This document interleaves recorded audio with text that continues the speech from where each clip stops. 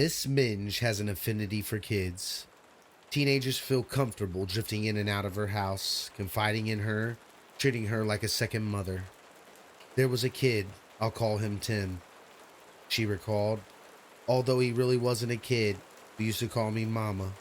He pulled up here in his pickup truck and bought a 6-pack of beer and set it down on the table and said, "Mama, you have time to talk to me. Look at that beer," he said, shaking. "That package hasn't even been broken into. Not one. I wasn't drinking when this happened. I want you to know that."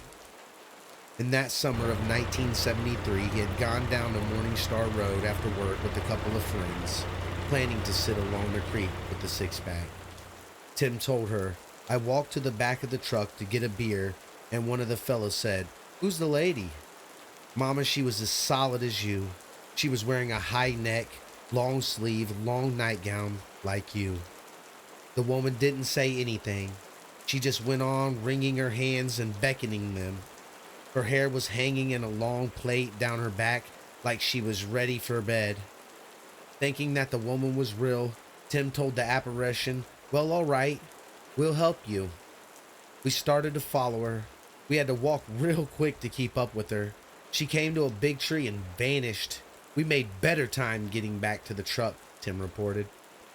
Back at the truck, the young men reconsidered. "We're just plain stupid," Tim told them. "That's one of those ghosts." So they went back up the hill. We called and pleaded for a good half an hour. If she'd just show us what she needed, we'd help her. But she did not come back. "Now, Mama," he concluded, "do you know what went on Morningstar Road and why there's a ghost?" Ming did some sleuthing. She visited the site and found the remains of the house the boys had overlooked. There's nothing to indicate there was a house there. The foundations are all buried in the brush. Then she talked to the 2 elderly Germantown residents and got the same story. In the late 1800s, there had been a big isolated brick house on Morningstar Road. The gentleman who built it belonged to a social club in Germantown.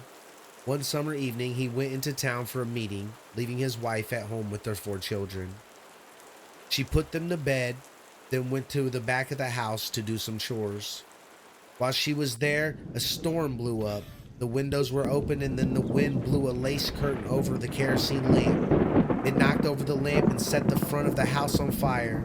By the time she discovered the blaze, it had engulfed the staircase and the hall, blocking the only way to her children.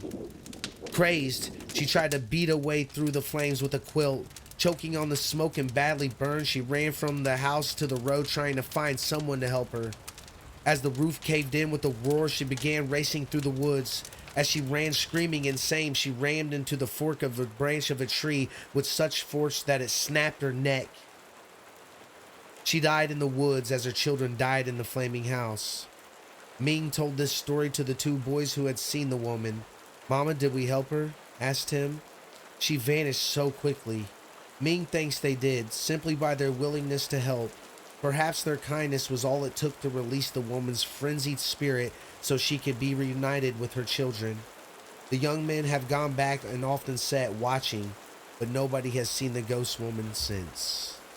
Subscribe here and Flying Squirrel kick the notification button in the face for more creepy content just like this.